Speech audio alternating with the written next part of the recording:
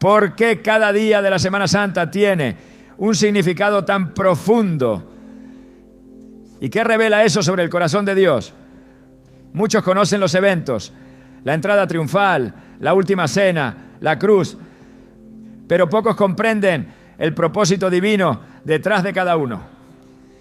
En Lucas 24:26, Jesús pregunta: ¿no era necesario que el Cristo padeciera estas cosas y que entrara en su gloria? Esta declaración es la clave. Cada día, desde el Domingo de Ramos hasta el Domingo de Resurrección, fue planeado por Dios como parte de una obra perfecta de redención. Hoy exploraremos lo que significa cada día de la Semana Santa, no solo en términos de tradición, sino como etapas esenciales del amor sacrificial de Cristo. Te mostraremos cómo cada jornada revela un aspecto de la fe, del sufrimiento, de la obediencia y finalmente de la esperanza eterna. ¿Estás listo para entender lo que Dios tiene reservado para ti a través de estos días santos? Cuando Jesús entró en Jerusalén montado en un asno, las multitudes lo aclamaban con palmas en alto, gritando: Hosana al Hijo de David, bendito el que viene en el nombre del Señor, Hosana en las alturas. Mateo 21:9. Fue una escena gloriosa, casi festiva. Pero bajo esa algarabía había un contraste espiritual tan fuerte que solo podía ser percibido por los ojos que veían más allá de las ramas agitadas. No era una procesión cualquiera. Era el inicio de la entrega más dolorosa y al mismo tiempo más poderosa que el cielo había diseñado desde antes de la creación del mundo. En esa entrada, que a muchos les pareció un triunfo, se escondía ya la semilla de la cruz, y el corazón de Jesús, aunque rodeado de vítores, ya se hallaba en Getsemaní. Este día marca el comienzo de la Semana Santa y sin embargo también desnuda una de las mayores contradicciones del corazón humano, porque muchos de los que gritaban Hosana ese domingo gritarían crucifícales apenas unos días después. Y no es una casualidad que la Escritura nos lo muestre así. La entrada triunfal de Jesús nos revela cómo la fe superficial puede desaparecer ante la primera incomodidad y cómo la alabanza sin convicción puede ser más peligrosa que el silencio. Jesús sabía que la multitud no lo comprendía. En Lucas 19:41-42 se nos dice que cuando llegó cerca de Jerusalén y vio la ciudad, lloró por ella, diciendo: oh, si también tú conocieras, a lo menos en este tu día, lo que es para tu paz, pero ahora está encubierto de tus ojos. El Salvador lloró, no por lo que le esperaba en la cruz, sino porque su pueblo no reconoció el día de su visitación. Aclamaron lo que no entendían. Celebraron al Rey sin comprender el reino. Hoy, el Domingo de Ramos, se conmemora en iglesias de todo el mundo. Se reparten palmas, se canta, se recuerdan aquellos momentos con cierto aire de triunfo. Pero si solo nos quedamos en la celebración exterior, estamos repitiendo el error de la multitud. Porque este día no fue diseñado para exaltar la emoción, sino para despertar la conciencia. ¿Qué significa verdaderamente recibir a Jesús? Lo aclamamos en los días de luz, pero lo negamos en las noches oscuras. La entrada de Jesús en un burro también es una declaración de intenciones. No eligió un caballo de guerra, como lo haría un conquistador terrenal. Eligió lo humilde, lo cotidiano, lo que no impresiona. Zacarías 9:9 ya lo había profetizado siglos antes. Alégrate mucho, hija de Sión. Da voces de júbilo, hija de Jerusalén. He aquí tu rey vendrá a ti, justo y salvador, humilde, y cabalgando sobre un asno, sobre un pollino, hijo de asna. No fue casualidad, fue una proclamación silenciosa. El reino de los cielos no entra con estruendo, sino con mansedumbre. Muchos esperaban que Jesús derrotara a los romanos, que liberara a Israel del yugo político. Pero Él vino a liberar el alma, no el territorio. El verdadero enemigo no estaba en el imperio, sino en el corazón. Y eso sigue siendo verdad hoy. Queremos un Dios que resuelva nuestras circunstancias externas, cuando lo que Él quiere es transformar nuestras condiciones internas. Por eso el Domingo de Ramos también nos revela el contraste entre nuestras expectativas humanas y el propósito divino. Pensemos por un momento en Pedro. Él también estaba ahí, lleno de pasión, convencido de que seguir a Jesús era caminar hacia una conquista visible. Pero cuando el Maestro habló de la cruz, de sufrimiento, de muerte, Pedro lo reprendió. Y Jesús le dijo: apártate de mí, Satanás, porque no pones la mira en las cosas de Dios, sino en las de los hombres. Marcos 8:33. Este mismo Pedro días después lo negaría 3 veces. Porque cuando la fe está basada en lo que Dios puede hacer por mí y no en quién es Él, entonces esa fe no resiste la prueba del fuego. El Domingo de Ramos es entonces un espejo. Nos obliga a preguntarnos: ¿qué tipo de seguidor soy? ¿Aplaudo cuando me conviene, pero retrocedo cuando se trata de renunciar? ¿Recibo al Rey cuando llega con promesas, pero lo rechazo cuando aparece con una cruz? No olvidemos que mientras la multitud gritaba, los fariseos se llenaban de ira. En Lucas 19:39 a 40 leemos: entonces algunos de los fariseos de entre la multitud le dijeron: Maestro, reprende a tus discípulos. Y él respondió: os digo que si estos callaran, las piedras clamarían. Jesús no buscaba aprobación. Él sabía que la verdad provoca, incomoda, sacude, y aún así entró. Porque esa entrada no fue un acto político, fue un acto profético. Ese mismo día, después de la entrada, Jesús no fue a descansar. Fue directo al templo y al ver lo que se había convertido en un mercado, comenzó a expulsar a los que vendían y compraban. Esto nos revela algo profundo.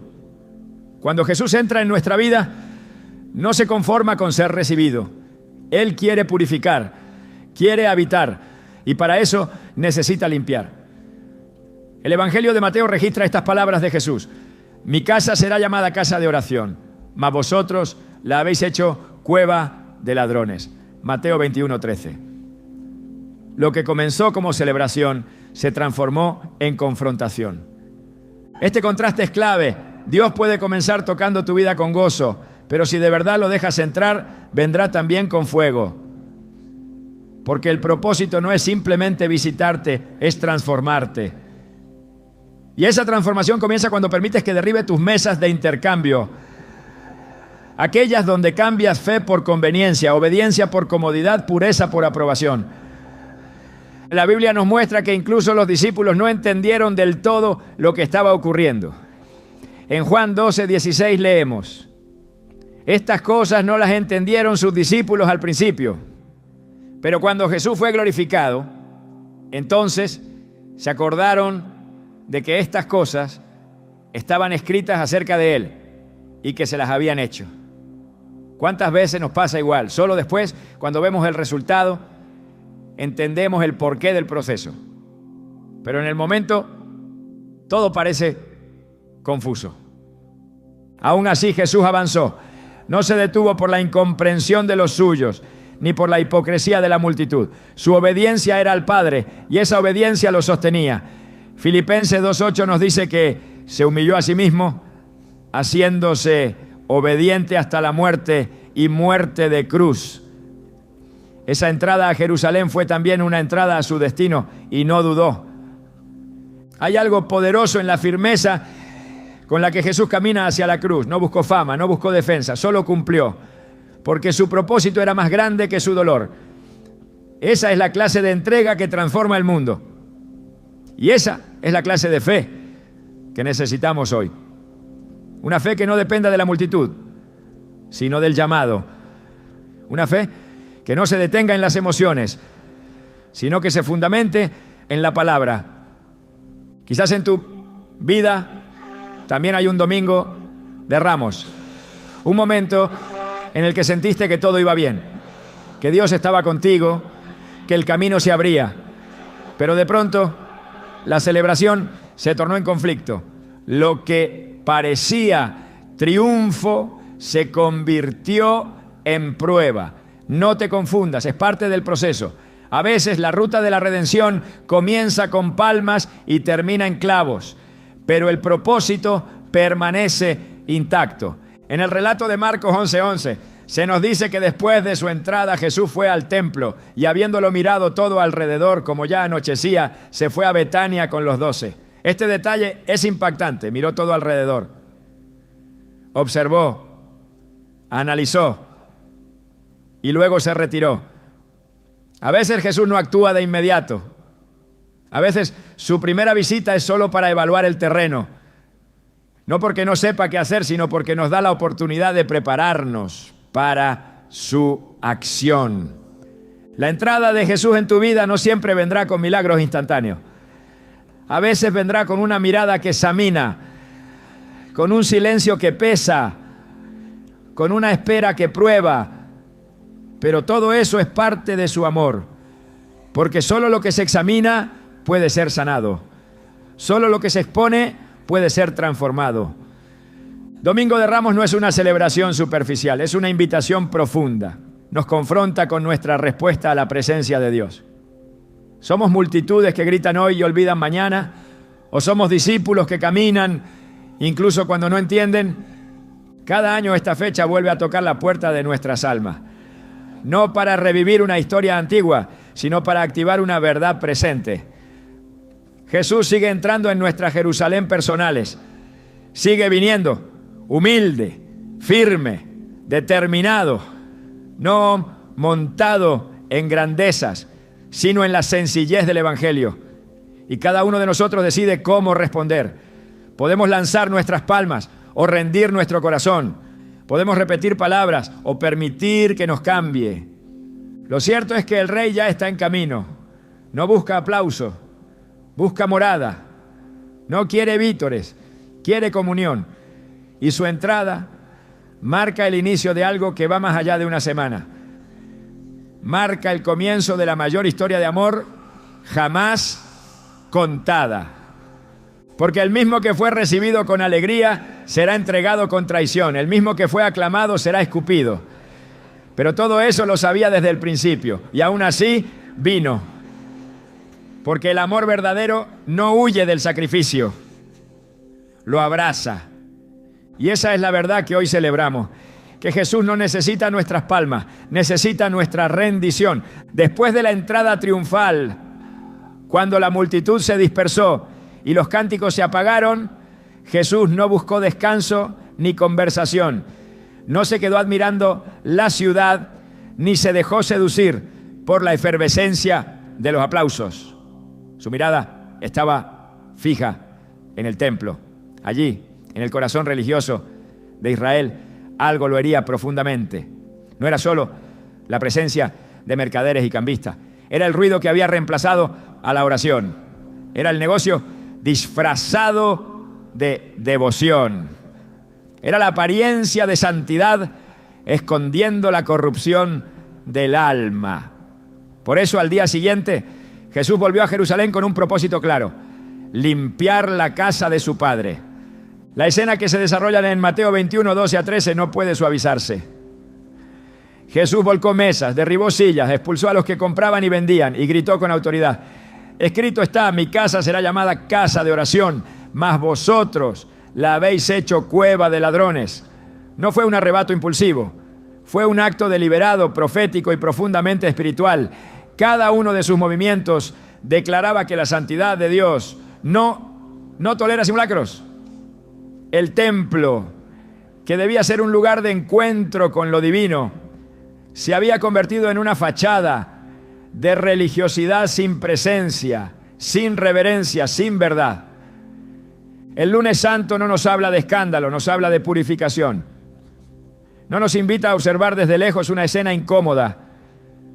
Nos llama a permitir que el mismo Cristo entre en lo más profundo de nuestro ser para hacer lo que hizo en aquel lugar: expulsar lo que contamina, derribar lo que distrae, purificar lo que hemos acostumbrado a justificar. Y lo más impactante es que Jesús no pidió permiso. Entró y actuó.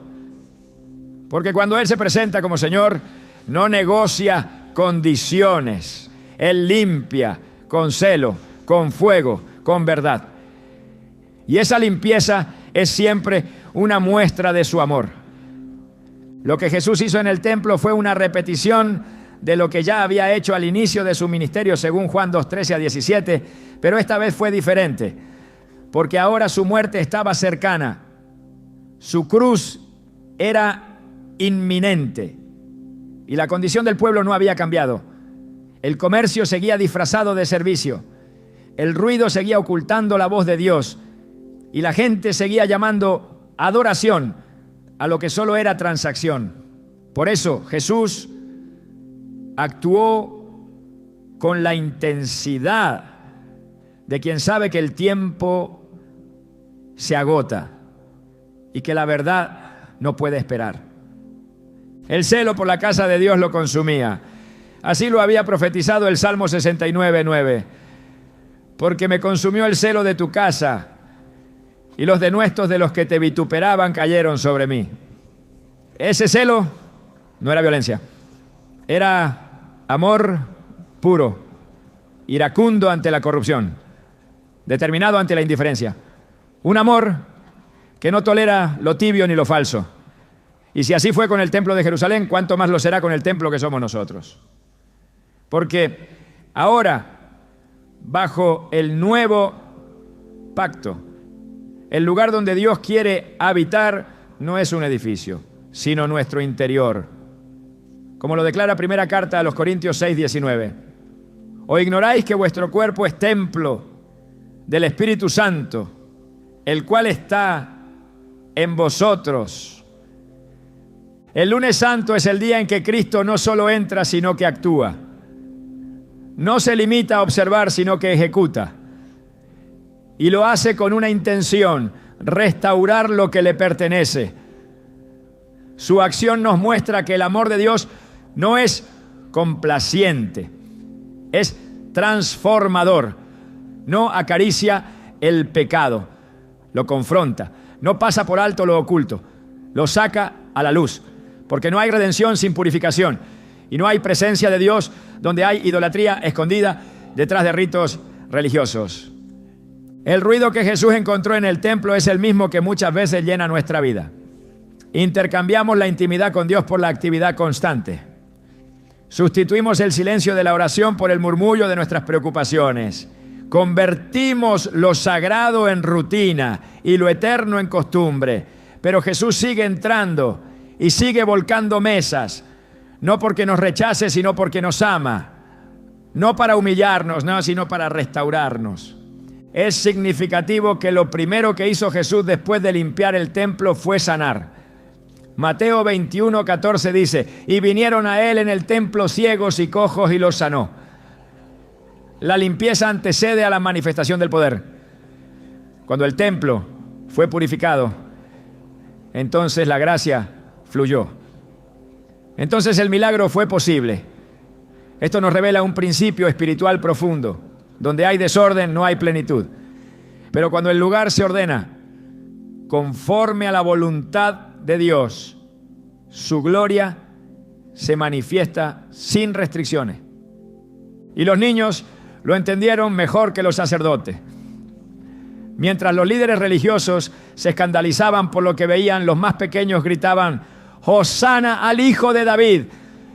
Y Jesús, en lugar de callarlos, afirmó lo que está escrito en el Salmo 8:2. De la boca de los niños y de los que maman perfeccionaste la alabanza. La verdadera adoración No nace del conocimiento intelectual, sino de un corazón limpio. No depende de la posición religiosa, sino de la disposición espiritual. El lunes santo nos deja sin excusa, porque no se trata de lo que otros ven, sino de lo que Dios ve. No se trata de cuán bien aparentamos, sino de cuán dispuestos estamos a dejar que Él limpie lo que hemos acostumbrado a esconder. Su presencia no puede coexistir con la falsedad. Su gloria no se manifiesta en lo mezclado. Por eso Jesús entró y limpió. Porque lo primero que hace el amor verdadero es quitar lo que impide el encuentro. En Malaquías 3, 1-3 se profetiza sobre la venida del Señor diciendo: y vendrá súbitamente a su templo el Señor. ¿Y quién podrá soportar el tiempo de su venida? Porque Él es como fuego purificador y purificará a los hijos de Leví. Este pasaje apunta directamente a lo que ocurrió ese día. Jesús vino al templo como el fuego que refina, como el jabón que blanquea. Su presencia no fue cómoda, fue confrontadora, pero también fue necesaria. Porque sin limpieza no hay comunión. Este día también revela una tensión espiritual constante, la que existe entre lo que Dios desea y lo que nosotros permitimos. Él quiere hacer de nuestro corazón una morada santa, pero muchas veces lo llenamos de distracciones, de prioridades ajenas al reino, de prácticas que hemos normalizado pero que en realidad ofenden su santidad. Y en su misericordia Él sigue viniendo, no como juez para condenar, sino como redentor para transformar. La limpieza que Jesús realizó no fue simbólica, fue espiritual, profética y necesaria. Porque su sacrificio en la cruz no sería simplemente para perdonar pecados, sino para abrir el camino a una nueva manera de vivir.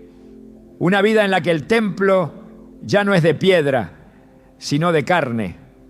Una vida en la que cada pensamiento, cada intención, cada palabra, cada acto es parte del altar donde Dios quiere habitar. Y no basta con abrir la puerta, hay que permitir que Él haga lo que vino a hacer. Porque cuando Jesús entra no viene a observar, viene a gobernar.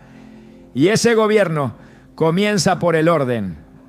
La limpieza es el primer acto de su reinado. Solo cuando se remueve lo impuro puede establecerse lo eterno. Solo cuando caen las mesas del ego se levantan los altares de la verdad. El Evangelio nos muestra que la reacción a esta limpieza no fue arrepentimiento, sino resistencia. Los principales sacerdotes y escribas se indignaron.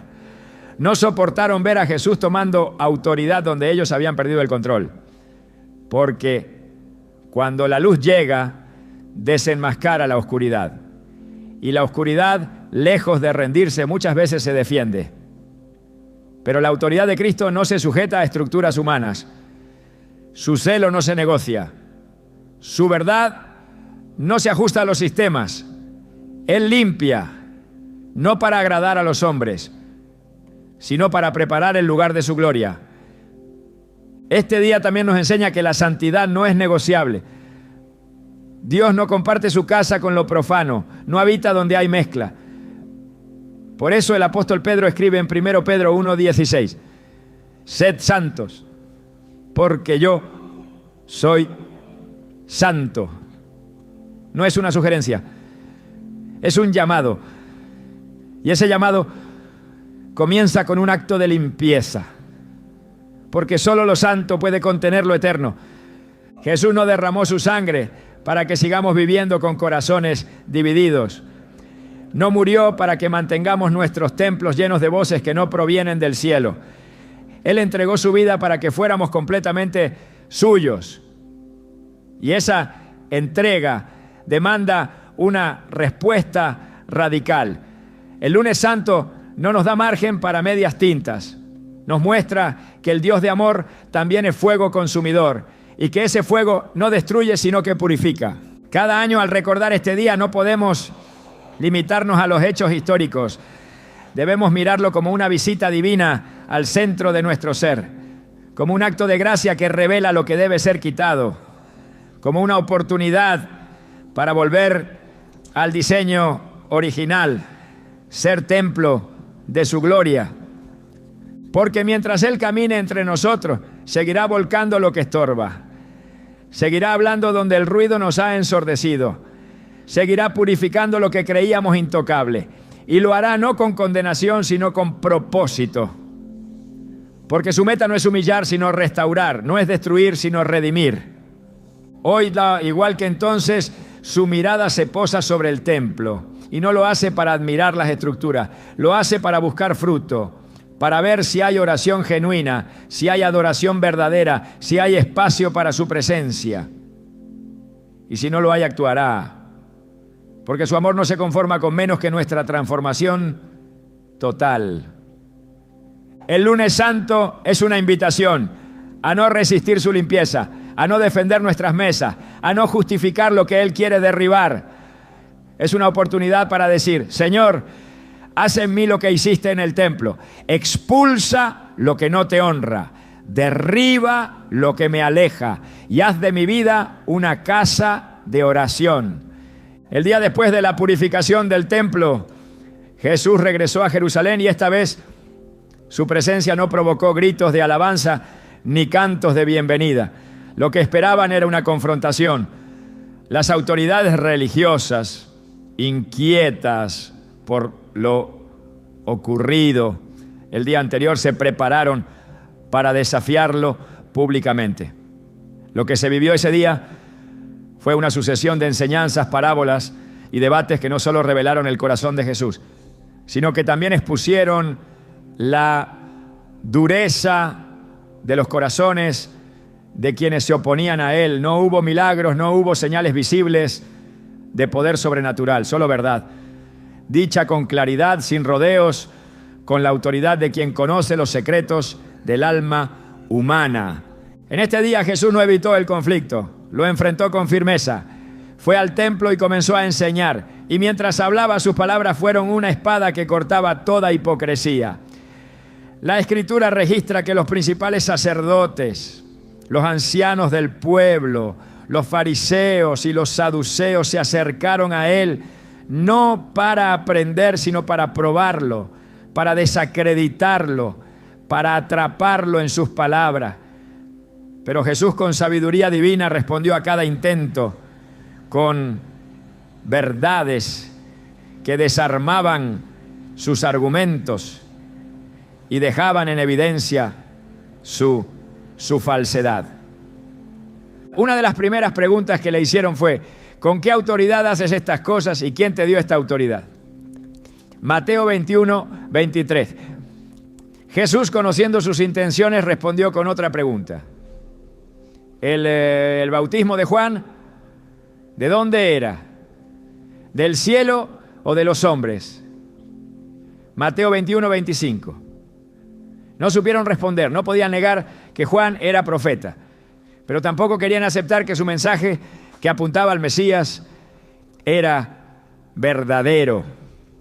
Jesús no evadía, pero tampoco jugaba en el terreno del engaño. Su autoridad no dependía de credenciales humanas, provenía directamente del Padre.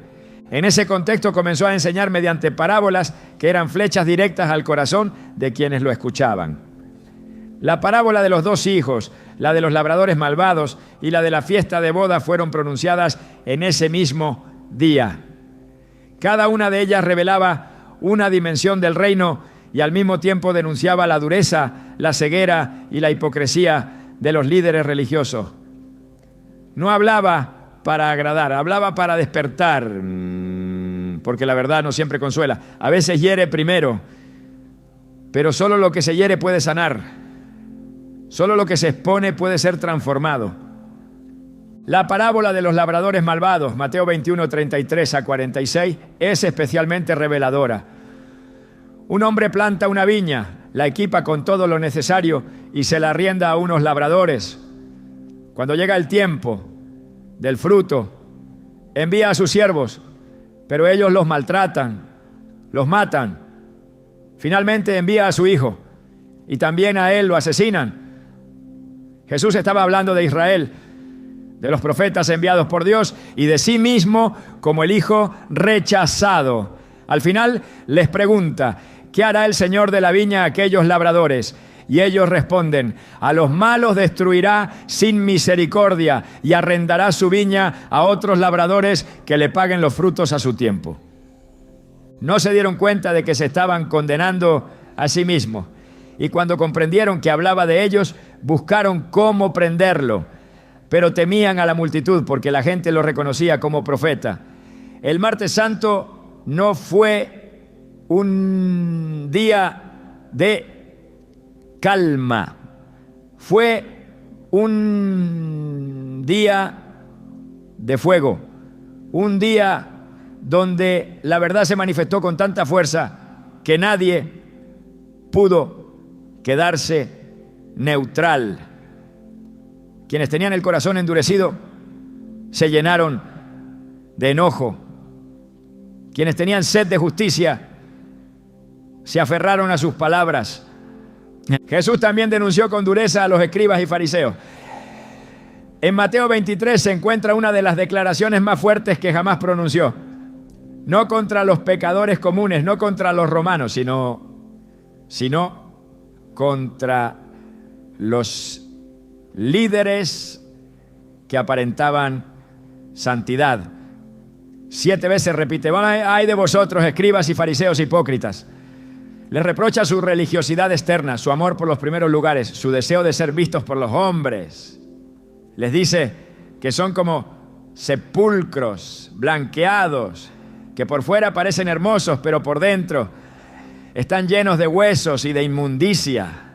Su voz no tembló, no se contuvo, porque el engaño espiritual es una de las formas más peligrosas de oscuridad. Este día nos enseña que la verdad de Dios no es cómoda, no se ajusta a los intereses humanos, no se doblega ante las estructuras religiosas, no busca aprobación, busca transformación.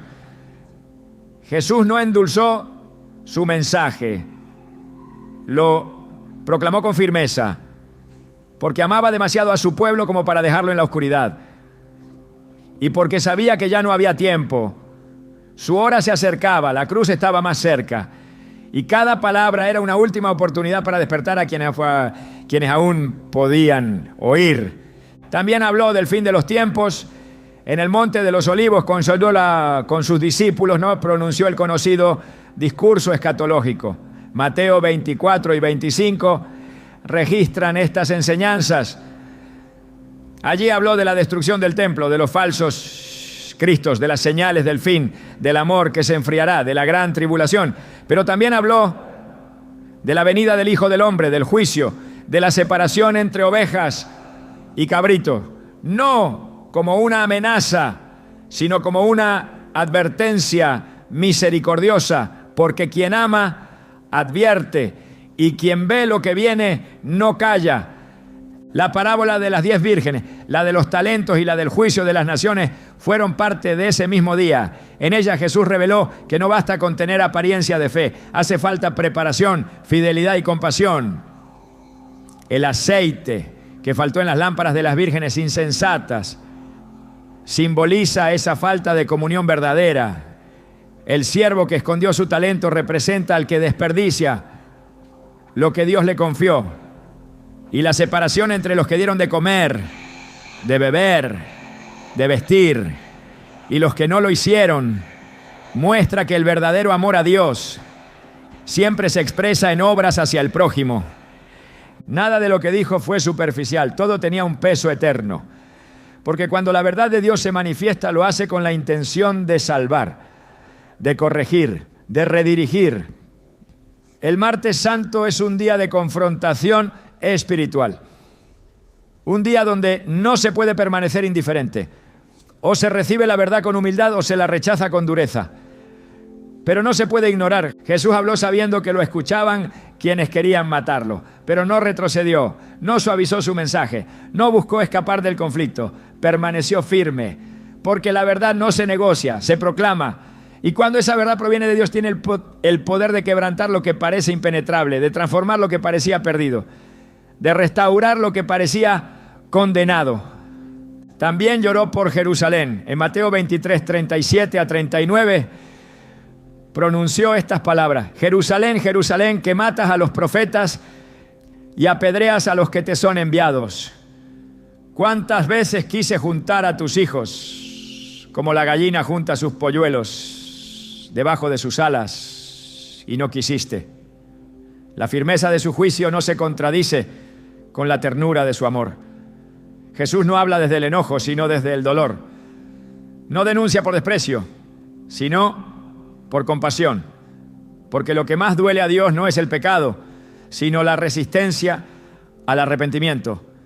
Cada palabra dicha ese día sigue resonando, porque la verdad de Dios no caduca, su mensaje sigue siendo el mismo: rendición, obediencia, integridad. No se trata de conocer la Escritura, sino de vivirla. No basta con aparentar santidad.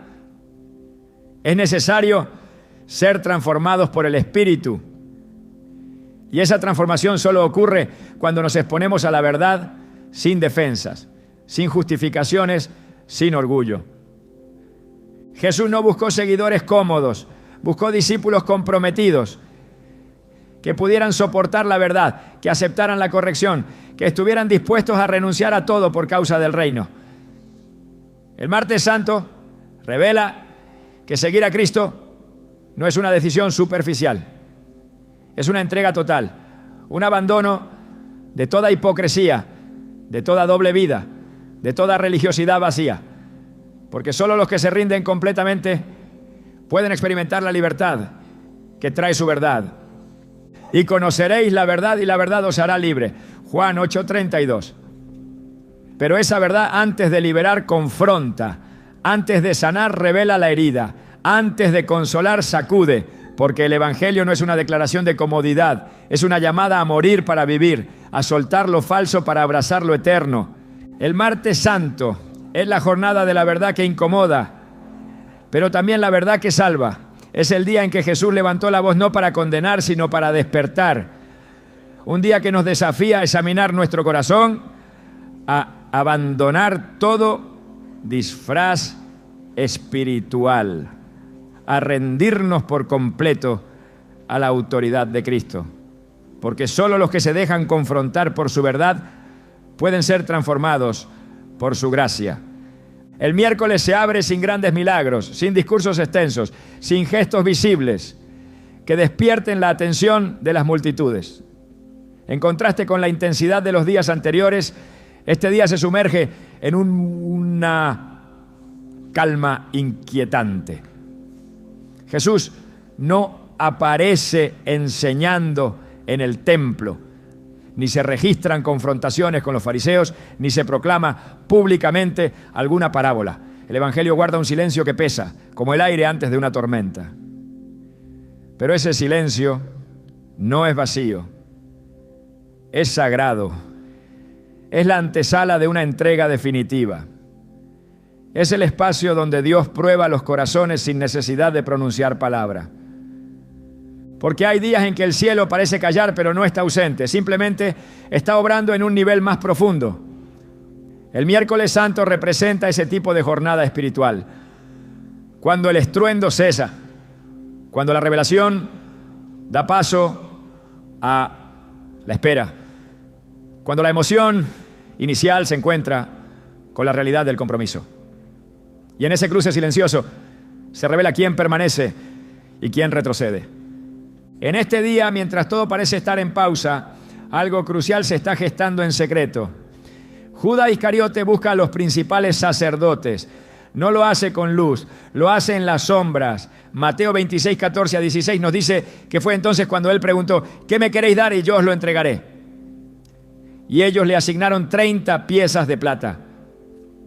Desde ese momento Judas buscaba oportunidad para entregarlo. Es en este día cuando la traición se activa. No con gritos, sino con un acuerdo silencioso. Nada exterior parecía alterado, pero espiritualmente las fuerzas ya se estaban alineando. En la superficie todo puede aparentar calma, pero cuando el corazón ya ha decidido alejarse de Dios, el enemigo encuentra su camino. Y no siempre lo hace con estridencia. A veces entra por la rendija de una intención torcida, por la grieta de una decepción no entregada, por el deseo de controlar lo que solo a Dios le corresponde decidir. El miércoles santo nos recuerda que el silencio también puede ser parte del plan de Dios. No todos los días están llenos de manifestaciones. Hay días donde lo único que se oye es el eco de una decisión. Y aún en esa aparente quietud, la fidelidad es probada. Porque quien ama verdaderamente sigue firme incluso cuando el cielo no responde de inmediato. La fe madura en la ausencia de señales, no en la abundancia de respuestas. En Isaías 30:15 está escrita una clave espiritual que resuena con la esencia de este día. En descanso y en reposo seréis salvos. En quietud y en confianza será vuestra fortaleza.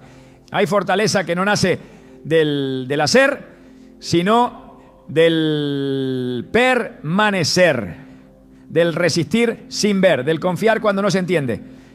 El silencio de Dios no es castigo, es una forma de purificación, una pausa donde se revela la calidad de nuestra fidelidad.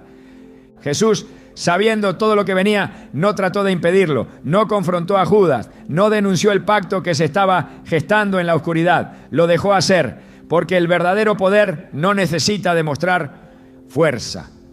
Descansa en la certeza de que el propósito de Dios no puede ser frustrado. Esa es la convicción que sostiene al justo cuando todo parece detenerse, que aún lo oculto será redimido, que incluso la traición será absorbida por el plan divino para gloria de aquel que reina sobre todo. Este día es una invitación a profundizar, a revisar las intenciones que se ocultan bajo nuestra obediencia externa, a permitir que el Espíritu examine lo que ni siquiera hemos verbalizado, porque las traiciones más profundas no comienzan con un acto, sino con un pensamiento que nunca fue rendido. El silencio de Dios, lejos de ser abandono, es una puerta que se abre a la confrontación interna que no puede hacerse con palabras. Solo en quietud se revelan los verdaderos motivos. Solo en el aparente vacío se oye la voz que nunca miente. El miércoles santo es también el día donde somos llamados a decidir sin presión, sin audiencia, sin espectáculo. Decisiones tomadas en secreto que determinan destinos eternos. Cuando nadie nos observa, cuando no hay recompensa visible, cuando todo parece igual que ayer, pero el corazón sabe que ya no lo es. Porque una vez que la traición se acepta, el camino se oscurece. Y una vez que la fidelidad se afirma, aunque en silencio, se abre el paso hacia la eternidad. Jesús no necesitó hablar para demostrar su autoridad. Su silencio era obediencia perfecta. Su quietud era la preparación del Cordero que se ofrecía sin resistencia. Isaías 53:7 lo describe con precisión. Angustiado él y afligido, no abrió su boca. Como cordero fue llevado al matadero y como oveja delante de sus trasquiladores enmudeció y no abrió su boca. Ese silencio no era debilidad, era entrega, era confianza total en el plan del Padre. Porque la redención no se construye solo con palabras, se sella con actos de obediencia en lo invisible. Este día nos desafía a no temer el silencio de Dios, a no desesperar cuando no hay señales, a comprender que muchas veces en los días donde parece no ocurrir nada, se están librando las batallas más determinantes. La fidelidad verdadera no se demuestra en el escenario, sino en el secreto, en la perseverancia silenciosa, en el amor que no exige pruebas, porque sabe a quién ha creído. El miércoles santo no es un día sin significado, es el susurro antes del clamor, el umbral antes del sacrificio, el terreno donde se define lo que no será visto por los hombres, pero será contado en el cielo, porque lo que se decide en lo secreto Dios lo honra en lo eterno. La noche cae y con ella se levanta el velo sobre el misterio más profundo de la entrega. No hay multitudes, ni vítores, ni ruidos de confrontación. Solo un aposento preparado, una mesa dispuesta y un maestro que se arrodilla para lavar pies. El Jueves Santo no es un momento de gloria visible. Es el día donde la majestad se viste de siervo, donde el amor se revela en acciones que el mundo no espera y muchas veces no entiende. Aquí no hay alarde, pero hay poder, un poder que no se impone, sino que se inclina, porque el reino de Dios no avanza con espadas, sino con toallas. Jesús sabía lo que vendría, sabía que esa sería su última cena con los suyos. Conocía el corazón de cada uno, incluso el del que lo entregaría. Y aún así tomó el pan, dio gracias y lo partió. Tomó la copa y la bendijo. No hubo reproches, no hubo amenazas, hubo entrega. Juan 13 muestra que antes de comenzar la cena, Jesús se levantó, se ciñó una toalla, echó agua en una vasija y comenzó a lavar los pies de sus discípulos, uno por uno, en silencio, sin omitir a ninguno. Pedro, perplejo, intentó detenerlo. No entendía cómo el maestro podía humillarse así. Pero Jesús le dijo con firmeza: lo que yo hago tú no lo comprendes ahora, mas lo entenderás después. Juan 13:7. Porque hay actos de amor que solo se comprenden cuando se ha pasado por el fuego del quebranto. Hay gestos que solo adquieren sentido cuando la cruz ha tocado el alma. Jesús no estaba realizando una ceremonia simbólica. Estaba estableciendo el estándar de lo que significa amar como Él ama. La cena que compartieron esa noche no era una cena más.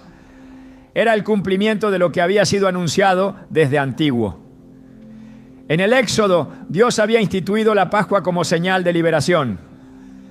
La sangre del cordero en los dinteles libró al pueblo de la muerte. Y ahora en ese aposento alto el verdadero cordero estaba revelando que su sangre sería derramada no para marcar puertas de casas, no, sino para sellar corazones redimidos por la gracia. En Lucas 22, 19, 20 se recogen sus palabras: esto es mi cuerpo que por vosotros es dado, haced esto en memoria de mí.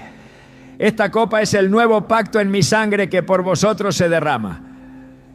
El pan partido y la copa compartida no eran solo símbolos, eran promesas, pactos de un amor que no se detendría ante el rechazo, ni ante la traición, ni ante el dolor.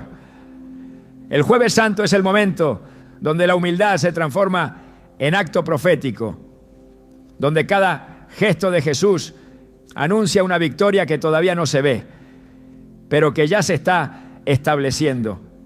Esa misma noche también se manifestó la sombra de la traición. Judas salió del lugar y el Evangelio dice: y era ya de noche. Juan 13:30. La oscuridad no era solo externa, era la condición del corazón que se había cerrado a la verdad. Pero Jesús no interrumpió la cena por eso. No detuvo el curso de la redención por la presencia del traidor. Porque cuando el amor es perfecto, no depende de las circunstancias. Ama hasta el fin, no por lo que recibe, sino por lo que decide dar. Después de la cena, Jesús llevó a sus discípulos al huerto de Getsemaní. Allí, en lo profundo de la noche, se desplomó bajo el peso de una angustia que ningún ser humano podría comprender. Mateo 26:38 registra sus palabras: mi alma está muy triste hasta la muerte, quedaos aquí y velad conmigo. No era temor a la muerte, era el peso del pecado del mundo. Era el dolor de cargar la culpa de generaciones enteras. Era la separación inminente del Padre. Y aún así, en medio de esa presión indescriptible, su oración fue clara: no sea como yo quiero, sino como tú. Mateo 26:39. El Jueves Santo es la escuela de la rendición absoluta. Es donde aprendemos que obedecer no siempre viene acompañado de gozo inmediato. Que seguir la voluntad de Dios puede incluir lágrimas, soledad y carga. Pero también es donde descubrimos que no hay verdadera gloria sin Getsemaní, que no hay resurrección sin copa, que el amor más puro se prueba no en lo que sentimos, sino en lo que decidimos entregar cuando todo lo demás falla. En esa noche los discípulos dormían, su espíritu era dispuesto, pero su carne era débil. Jesús oraba solo, pero no abandonado. El cielo estaba oyendo, los ángeles ministraban, y en medio de la agonía, la decisión ya estaba tomada. El camino no cambiaría, el plan no sería alterado, el Salvador no se detendría. Cada año cuando recordamos el Jueves Santo, no miramos solo una mesa y un huerto, miramos un corazón que se vació de sí mismo para llenar de vida a los que estábamos muertos. Miramos un rey que renunció a toda corona visible para ponerse una de espinas. Miramos un maestro que no solo enseñó con palabras, no, sino con el ejemplo más transformador que el mundo haya conocido. Jesús no pidió ser servido, sirvió, no exigió ser amado, amó primero, no se aferró a su divinidad, la entregó para que en su humillación nosotros fuéramos exaltados. Filipenses 2, 6-8 lo dice con claridad. El cual, siendo en forma de Dios, no estimó el ser igual a Dios como cosa a que aferrarse, sino que se despojó a sí mismo y se humilló a sí mismo, haciéndose obediente hasta la muerte y muerte de cruz. Esa es la esencia del Jueves Santo, la humildad que no busca reconocimiento, el amor que no se detiene ante la indiferencia, la entrega que no espera comprensión inmediata y el servicio que no espera aplauso, porque el que lava pies también lleva la cruz, y el que se arrodilla para servir es el mismo que se levantará para reinar. La oscuridad cubrió la tierra al mediodía. El sol se ocultó y no fue por un fenómeno natural. Fue el cielo respondiendo al momento en que el Cordero de Dios tomaba sobre sí el peso del pecado del mundo. En ese viernes llamado Santo, la creación se estremeció porque el pecado estaba siendo juzgado y la justicia divina estaba cayendo no sobre los culpables, sino sobre el inocente. Jesús fue levantado en una cruz, no por error humano, sino por decreto eterno. No fue víctima del sistema, fue el sacrificio del plan divino. Desde la cruz que su voz resonó 7 veces y cada palabra fue una herida abierta al corazón de la humanidad. No gritó venganza, no pronunció condenación, dijo: Padre, perdónalos porque no saben lo que hacen. Lucas 23, 34. Perdón en medio del dolor, gracia en medio del juicio, amor cuando el odio se burlaba. Esa cruz no fue un accidente, fue un altar, el altar más santo que ha existido, el lugar donde el amor se hizo carne y sangre, donde el precio fue pagado y donde la justicia y la misericordia se encontraron. Los que miraban desde abajo no entendían, algunos lo insultaban, otros lloraban. Los soldados jugaban con sus vestiduras. Nadie sabía que estaban presenciando el momento que dividiría la historia para siempre. Allí, suspendido entre el cielo y la tierra, Jesús sostuvo el peso de cada traición, cada mentira, cada pecado de cada generación. Y aún así no retrocedió. Su amor no dependía de la respuesta de la gente, era una decisión eterna. Juan 19:30 registra las últimas palabras del Salvador antes de entregar su espíritu. Consumado es. No fue un grito de derrota, fue un grito de victoria. Todo estaba cumplido. Todo lo necesario para la redención había sido hecho. La tierra tembló, las rocas se partieron, el velo del templo se rasgó de arriba abajo. Y ese detalle no fue simbólico, fue una proclamación. Ya no habría separación entre Dios y los hombres. El camino al lugar santísimo fue abierto por medio del cuerpo partido del Hijo. Hebreos 10, 19, 20 lo confirma. Así que, hermanos, teniendo libertad para entrar en el lugar santísimo por la sangre de Jesucristo, por el camino nuevo y vivo que Él nos abrió a través del velo, esto es, de su carne. El sacrificio no solo fue suficiente, fue perfecto, irrepetible, definitivo. El cuerpo fue bajado con cuidado, lo envolvieron en lienzos, fue depositado en una tumba nueva, una piedra cerró la entrada y el silencio volvió a cubrir la tierra. El sábado llegó y con él la espera, una espera tensa, donde los discípulos se escondieron, el dolor se profundizó y la esperanza pareció enterrada con el cuerpo de su maestro. Pero en ese silencio aparente, Dios seguía obrando. Porque aunque los ojos no veían y los oídos no oían, el plan eterno seguía avanzando.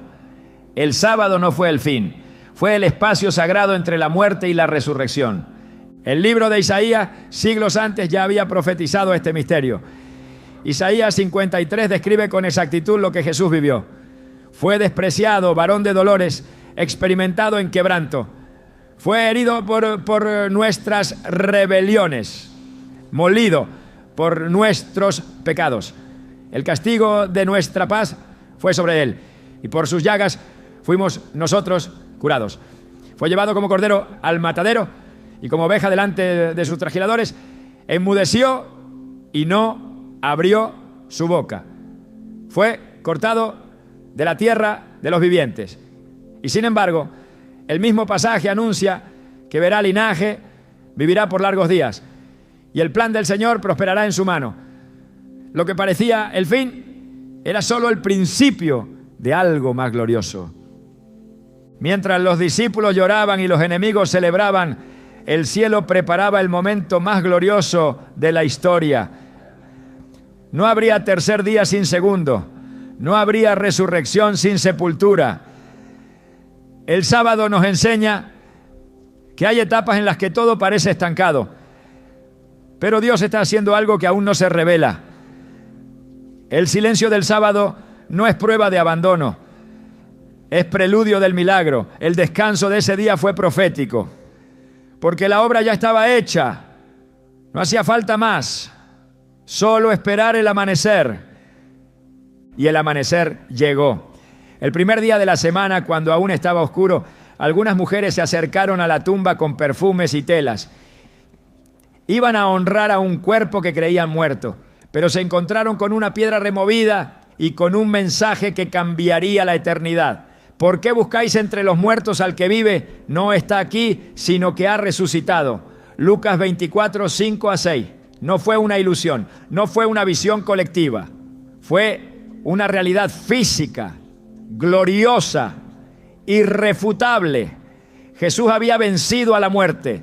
Los ángeles no anunciaron una doctrina, anunciaron un hecho, no invitaron a filosofar, invitaron a creer. Porque si Cristo resucitó, entonces la muerte ya no tiene la última palabra, el pecado ya no reina, el infierno fue vencido y el reino de Dios fue inaugurado con poder. Primera carta a los Corintios 15, 17-20 lo declara con autoridad. Y si Cristo no resucitó, vuestra fe es vana. Aún estáis en vuestros pecados. Pero ahora Cristo ha resucitado de los muertos. Primicias de los que durmieron es hecho. El domingo de resurrección no es el final de la historia, es el inicio de una nueva creación. Jesús se apareció a los suyos, comió con ellos, mostró sus manos y su costado. No era un espíritu, era el mismo que había sido clavado, pero ahora glorificado. Caminó con ellos, habló con ellos, confirmó la promesa y antes de ascender dejó una comisión que aún resuena. Id por todo el mundo y predicad el evangelio a toda criatura. Marcos 16, 15. El evangelio no se basa solo en la cruz, no, sino también en la tumba vacía. No es un mensaje de dolor, sino de transformación. No es solo muerte, es vida nueva, vida eterna. Este tramo final de la Semana Santa concentra el corazón mismo del cristianismo. No hay redención sin cruz, no hay libertad sin sacrificio, pero tampoco hay reino sin resurrección. No basta con llorar el viernes, es necesario creer el domingo. Porque la fe que solo contempla el sufrimiento, pero no se apropia de la victoria, es una fe incompleta. La cruz perdona, pero la resurrección empodera. La muerte de Jesús nos limpia, pero su resurrección nos eleva. Romanos 6:4 nos lo recuerda. Porque somos sepultados juntamente con Él para muerte por el bautismo, a fin de que como Cristo resucitó de los muertos por la gloria del Padre, así también nosotros andemos en vida nueva. Lo que ocurrió entre el viernes y el domingo no fue simbólico. Fue un cambio de realidad. El reino de las tinieblas fue despojado. La autoridad fue devuelta al Hijo, y con ella todos los que creen en su nombre fueron hechos hijos de Dios. No por mérito, sino por gracia, no por obras, sino por sangre, no por religión, sino por resurrección. Colosenses 2:14-15 declara que Jesús anuló el acta de los decretos que había contra nosotros y la quitó de en medio, clavándola en la cruz. Y despojó a los principados y a las potestades y los exhibió públicamente, triunfando sobre ellos en la cruz. Hoy ese triunfo sigue vigente. La tumba sigue vacía y su victoria sigue siendo nuestra esperanza. En cada Viernes Santo de dolor personal, en cada sábado de silencio, la resurrección es la promesa que nos sostiene. Porque si Él vive, entonces todo tiene sentido. El sufrimiento no es eterno. La oscuridad no es definitiva. Y la muerte ha perdido su aguijón. El apóstol Pablo lo expresó con fuerza. ¿Dónde está, oh muerte, tu aguijón? ¿Dónde, oh sepulcro, tu victoria? 1 Corintios 15:55. Porque gracias sean dadas a Dios, que nos da la victoria por medio de nuestro Señor Jesucristo. Semana Santa no es una historia pasada, es una verdad presente. Es la declaración de que Dios no se quedó distante, que el cielo tocó la tierra, que la sangre fue derramada, la muerte fue vencida y el reino fue inaugurado. No para unos pocos, sino para todos los que crean, no como una idea, sino como una realidad viva. El viernes nos recuerda cuánto costó, el sábado nos enseña a esperar, el domingo nos llama a vivir, a caminar como resucitados, a anunciar que la muerte no tiene la última palabra, que el amor venció, que el Hijo volvió y que nada podrá separarnos jamás del amor de Dios que es en Cristo Jesús, Señor nuestro. Cuando miramos la Semana Santa solo como un recuerdo religioso, corremos el riesgo de verla como una historia que ocurrió fuera de nosotros. Pero cada día vivido por Jesús en esa última semana tiene una resonancia viva en nuestro interior. Porque lo que Él caminó en Jerusalén, hoy lo camina dentro de cada uno que le ha abierto el corazón. Y si prestamos atención, descubriremos que no es solo una historia que se cuenta, es una jornada que aún se repite en nuestras vidas, año tras año, día tras día, en los ciclos invisibles de nuestra alma. No estamos llamados a observar la Semana Santa desde fuera, como si se tratara de una obra que otros protagonizaron. Estamos invitados a vivirla desde dentro, a permitir que esa entrada triunfal, esa purificación, esa confrontación, ese silencio, esa entrega, esa muerte y esa resurrección ocurran también en nosotros. Porque la verdadera fe no es la que solo recuerda, sino la que se deja transformar. Lo más sagrado no es lo que vemos en la liturgia, sino lo que permitimos que Dios haga en lo secreto, cuando cada uno de esos días se vuelve un reflejo de nuestras propias batallas espirituales. Hay un domingo de Ramos en nosotros cada vez que reconocemos a Jesús como Rey, no con ramas en las manos, sino con obediencia sincera. Hay un lunes santo cuando el Espíritu limpia las áreas de nuestra vida donde nos habíamos acostumbrado al desorden. Hay un martes santo cuando su palabra nos confronta y desnuda nuestras motivaciones más ocultas. Hay un miércoles santo cuando su silencio nos prueba y nos obliga a decidir en qué hemos puesto realmente nuestra confianza.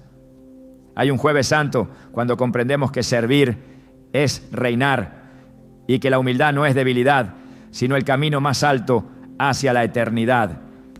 Hay un viernes santo cuando experimentamos pérdidas, renuncias, muertes internas que nos vacían para que Dios pueda llenarnos de lo que permanece.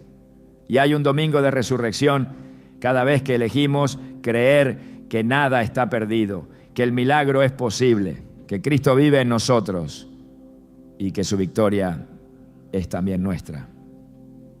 Pero hay algo más que debemos entender. Cada año, cuando revivimos esta semana, lo hacemos no solo para mirar hacia atrás, sino para recordar que también miramos hacia adelante. Porque así como hubo un primer domingo de resurrección, también habrá un último, un día definitivo, un día glorioso donde el Rey volverá no en un pollino, sino en poder, no con palmas, sino con corona, no para ser entregado, sino para reinar, no para lavar pies, sino para recoger a su pueblo. Ese día no será simbólico, será eterno. La Semana Santa entonces no es solo una memoria, es una profecía viva, un anuncio disfrazado de historia, un ciclo que nos prepara para el cumplimiento final de todas las cosas.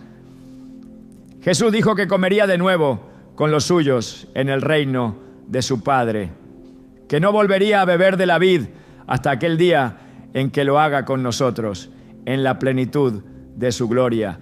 Y ese día está en camino. Por eso celebramos no solo lo que hizo, sino lo que hará. No solo lo que pasó, sino lo que vendrá. No solo la cruz vacía, sino el trono preparado.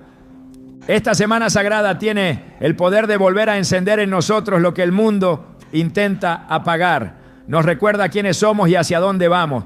Porque mientras la cultura distrae, la fe enfoca. Mientras la rutina desgasta, la palabra renueva. Mientras el ruido confunde, la voz de Dios vuelve a hablar.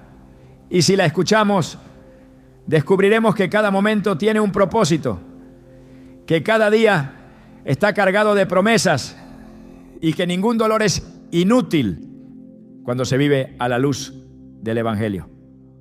Hay quienes viven la Semana Santa como una pausa externa, pero los que conocen al Cristo resucitado la viven como un despertar interno, porque ya no caminamos hacia la cruz con temor, caminamos desde la cruz con autoridad. No seguimos a un mártir, seguimos al Hijo glorificado. Y ese entendimiento cambia nuestra forma de amar, de perdonar, de resistir, de servir. Cambia nuestra forma de vivir. Quizá por fuera nada en tu vida parezca estar conectado con Jerusalén, con el huerto, con el Calvario, pero por dentro el Espíritu está guiándote por la misma senda. Porque cada hijo de Dios vive, a su modo, una Semana Santa personal, donde debe entrar en obediencia, permitir ser limpiado, aceptar la verdad, esperar en silencio, rendirse sin condiciones, morir a sí mismo. Y entonces, solo entonces, resucitar verdaderamente. No como emoción pasajera, sino como transformación radical. Por eso este mensaje no puede quedarse como una celebración cíclica. Tiene que convertirse en un estilo de vida, en una forma de caminar, en una manera de mirar al mundo y a nosotros mismos. Porque quien ha vivido verdaderamente la Semana Santa en su espíritu, ya no teme al sufrimiento, ya no duda en el silencio, ya no negocia con la verdad, ya no necesita aparentar, ya no se resiste al quebranto, porque sabe que al final, en Cristo, todo dolor tiene resurrección. El reino no está en pausa, está en movimiento. Y cada paso de esta Semana Santa que Jesús caminó es una señal profética de lo que sigue ocurriendo en los que lo siguen con todo el corazón. Hoy, si puedes sentir el peso de estas verdades, no las sueltes. No dejes que pasen como una emoción de temporada. Haz de cada una piedra viva en tu caminar diario. Vuelve tu rostro al cielo, no solo en Semana Santa, sino todos los días. Y recuerda, el que murió, resucitó. El que resucitó, reinará. Y el que reina, vendrá otra vez